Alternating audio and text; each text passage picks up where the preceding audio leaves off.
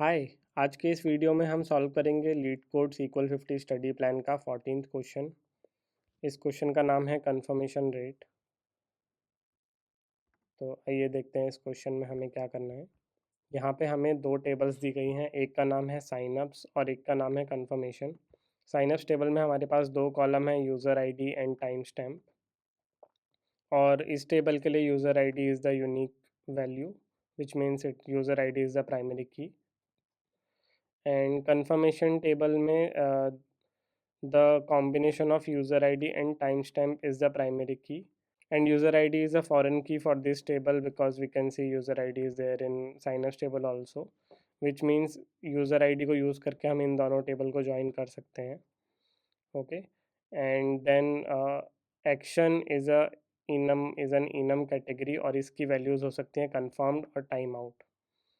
तो what we have been asked to do in this question is कि हमें confirmation rate calculate करना है, and confirmation rate of a user is the number of confirm messages divided by the total number of requested confirmation messages, which means इस table में जो भी user IDs हैं, हो सकता है कि उन्होंने यहाँ पे कंफर्मेशन मैसेज के लिए रिक्वेस्ट किया हो और उस मैसेज का इधर टाइम आउट हो सकता है या फिर वो कंफर्म हो सकता है। तो हमें ये कैलकुलेट करना है कि जिस भी यूज़र ने कन्फर्मेशन टेबल में रिक्वेस्ट किया है, उनके कितने मैसेजेस कंफर्म हुए हैं divided by the total number of messages requested bye them. And this is also possible कि किसी यूज़र ने कन्फर्मेशन के लिए कभी रिक्वेस्ट ना किया हो। For that user there will be no entry in this table, such as user I D 6। इस टेबल में यूज़र आई डी 6 के लिए कोई भी एंट्री नहीं है। तो if we see the output also, this also indicates the same. User I D 6 का कन्फर्मेशन रेट 0 है because they never requested any confirmation message.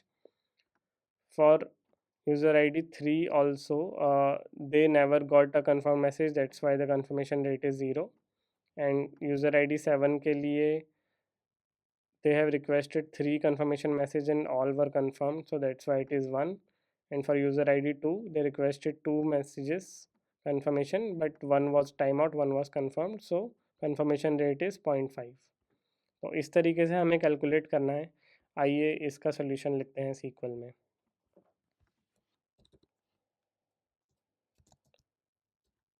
तो सबसे पहले हमें सिलेक्ट करना है यूज़र आईडी, जो कि हमें अपने आउटपुट में देना है, as you can see. And then हमें कैलकुलेट करना है कंफर्मेशन रेट। वो अभी देखेंगे कि हम कैसे कैलकुलेट कर सकते हैं। And we will join the tables sign ups and it will be a left join on the table confirmations, and we will join on columns। first we will give alias to these tables, so signups को हम दे सकते हैं s and confirmation को c। तो s dot user id is equals to c dot user id। तो यहाँ पे confirmation rate में हमें कैलकुलेट करना है बेसिकली जितने भी मैसेजेस कंफर्म्ड हैं फॉर अ गिवन यूज़र, उसका एवरेज क्या है। That's what we are expected to do here. तो उसके लिए हम यूज़ कर सकते हैं सीक्वल का फंक्शन एवरेज। तो अगर मैं यहाँ पे कहूँ average function and when action is confirmed, और इसको हम एलियास दे सकते हैं एज कंफर्मेशन रेट। तो हमें वो कैलकुलेट करना है, और since we are using aggregation here, यहाँ पे हमें ग्रुप बाय भी लगाना होगा। At the same time we have to provide the alias from which table we are selecting this column। तो यहाँ पे user id we are selecting from signups and action we are selecting from confirmation table। similarly group by में we can group by user id। now let us see, we should be getting output somewhere near the expected output।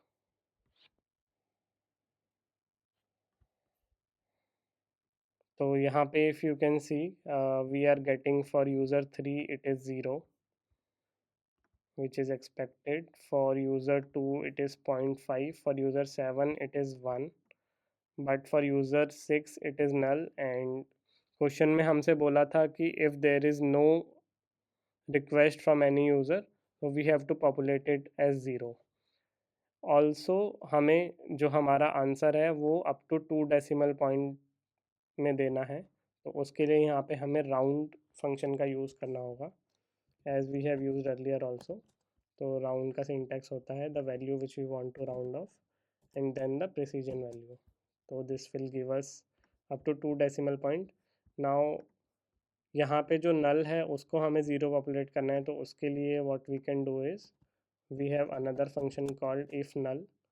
तो यहाँ पे it will check if this value is null, it will populate as 0. तो चलिए इसको execute करते हैं. Okay, now हमारा जो रिज़ल्ट है वो एक्सपेक्टेड रिज़ल्ट से मैच हो गया है, तो इस सॉल्यूशन को सबमिट कर देते हैं. हमारा सॉल्यूशन सबमिट हो गया है, तो चलिए अब इस क्वेश्चन को सॉल्व करते हैं यूजिंग स्पार्क. तो हमारे आज के प्रॉब्लम्स से and even for the future problems also we will not be reading data from CSV. यहाँ पे स्पार्क इम्प्लिसिट का यूज़ करके हम सीक्वेंस से डेटा फ्रेम बनाएंगे. एज यू कैन सी मैंने यहाँ पे ऑलरेडी साइनअप्स टेबल का और कॉन्फर्मेशन टेबल का डेटा सीक्वेंस में डाल रखा है, and using Spark implicit library we can convert it to a data frame. और यहाँ पे हमें इसका स्कीमा प्रोवाइड करना होता है. तो if I execute this, we will see both the tables in the console. So you can see this is the sign up table and this is the confirmation table, जैसा हमें leet code के question में दिखा था. तो अब यहाँ पे आगे का सॉल्यूशन लिखते हैं. रिज़ल्ट डेटा फ्रेम में हम हमारा डेटा रिज़ल्ट स्टोर करेंगे. इसको मैं मिनिमाइज़ कर देता हूँ. और हमें साइन अप डेटा फ्रेम के साथ ज्वाइन करना है conformation data frame, and it will be on the column user ID. तो उसके लिए we can write when sign up user ID is equals to confirmation data frame user ID.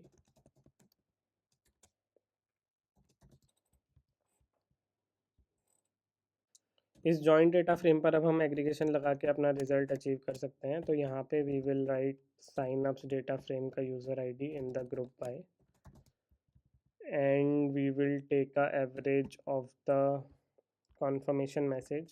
So for that we will use aggregation, and inside aggregation we can have average, and here let me import average first.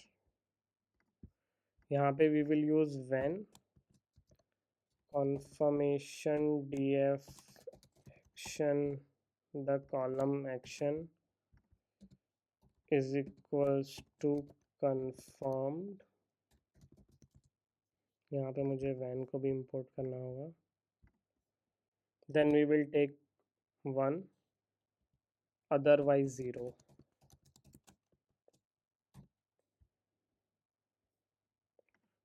तो ये हमारा final result नहीं है, but if we print this let us see what we are getting. okay, we are getting for user ID 372 and the values are also expected. We just have to rename this column. But if you notice यहाँ पे user ID 6 के लिए कुछ भी populate नहीं हुआ है because we haven't used the left join here. तो यहाँ पे हमें left join use करना होगा. And now if we execute we should be seeing for user ID 6 also. Okay, for user ID 6 we can see it is 0. तो यहाँ पे इस कॉलम को हम एलियास दे सकते हैं